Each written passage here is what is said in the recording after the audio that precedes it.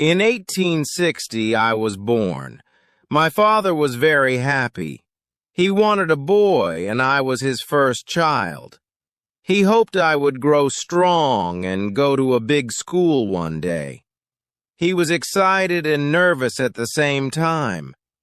I was born in a hospital, which was new for my father. Most people in those days had babies at home. One September morning, my father woke up very early, put on his best clothes, and walked quickly to the hospital. Near the hospital, he saw Dr. Langley. The doctor looked angry. "Dr. Langley," my father called. "How is my wife? Is the baby okay?" The doctor did not smile. His face looked serious. "Talk to me," my father said. "Is it a boy or a girl?" Dr. Langley said, "Go and look for yourself." "Is something wrong?" my father asked. "Yes," said the doctor. "Go see for yourself. I cannot work with your family again." Then he walked away. My father felt scared. He did not know what was happening. He slowly walked into the hospital. Inside, a young nurse sat at a desk. "Good morning," my father said. "I want to see my baby." The nurse looked frightened. She stood up quickly. "Go upstairs," she said, "right now." My father went up the stairs. He was very nervous. His hands shook. He held a small bowl for me. On the next floor, another nurse came. "I am Mr. Henry Marks," he said. "I want to see my baby." The nurse looked scared.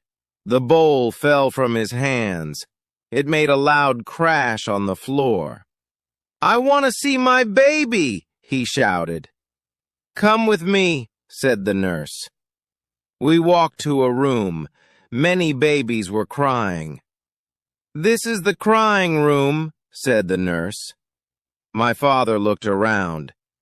"Which baby is mine?" he asked. The nurse pointed to a crib. I looked at him. He was shocked.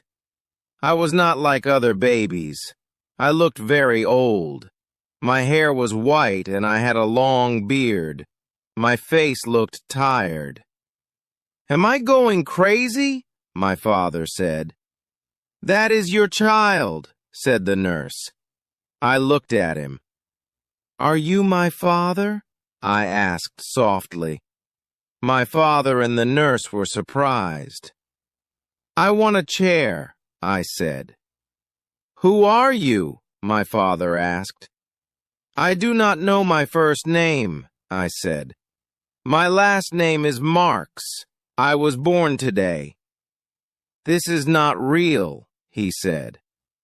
"It is real," said the nurse. "You must take him home." I said, "Good. This place is too loud. I want to sleep, and I want food." My father sat down. He put his face in his hands. "What will people say?" he asked. "What should I do?" "You must take him home," said the nurse. I added, "And buy me a cane, father."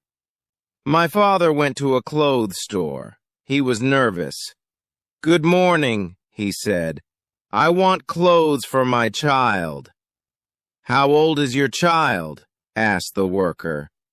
"About 6 hours," my father said. "Then go to the baby section," said the worker. "No," my father said. "He is very big, bigger than normal." "Then go to the biggest child size," said the worker. He shook his head. No baby clothes were big enough. He looked around and saw a suit in the window. "I'll take that suit," he said. The worker looked surprised. "That is not for a baby." "I don't care," my father said. "Wrap it up." He returned to the hospital and gave the clothes to me.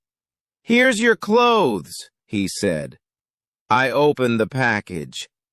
They look strange, I said. I don't want to look silly. Just wear them, my father said. Put them on. All right, Father, I said. I wore pink pants, dotted socks, and a shirt with a big white collar. My long beard was still there. My father cut part of the beard with scissors. I still looked old. Come on, he said. What will you call me, Dad? I asked. Maybe just Baby for now, he said. I think we'll call you Methuselah, he added. My father cut my hair, dyed it black, shaved my face, and put baby clothes on me. But I still looked old. I did not like toys. I liked books. I read for hours. People in the town talked about me. Some said, "He looks like his grandfather." I broke things sometimes, like a window with a stone.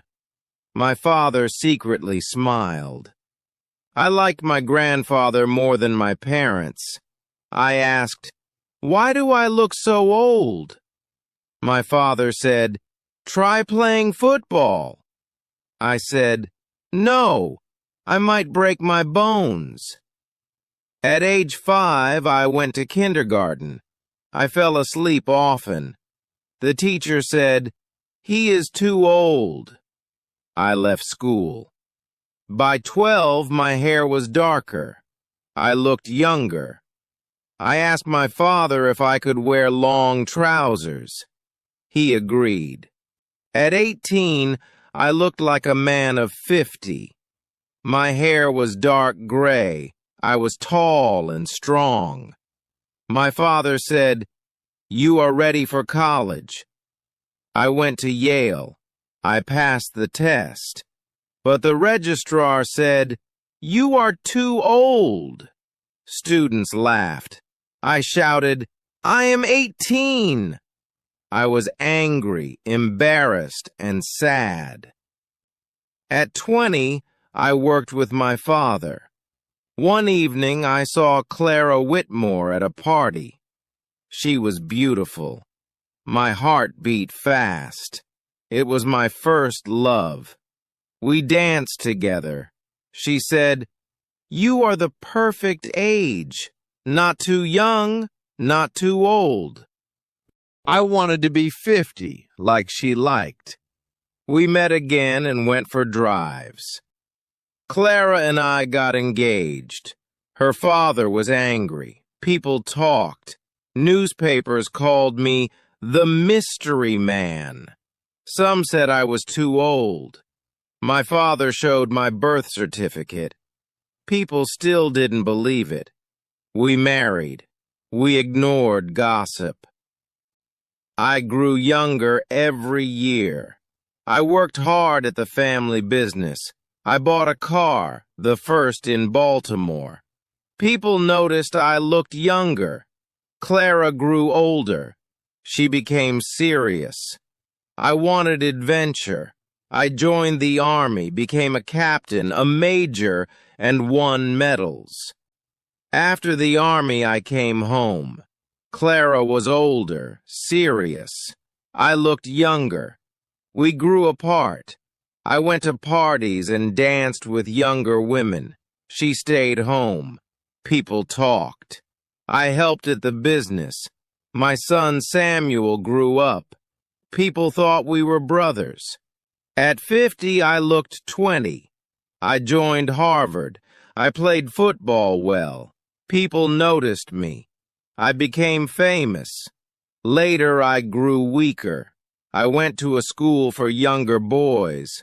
I lived with Samuel. I felt lonely but enjoyed school.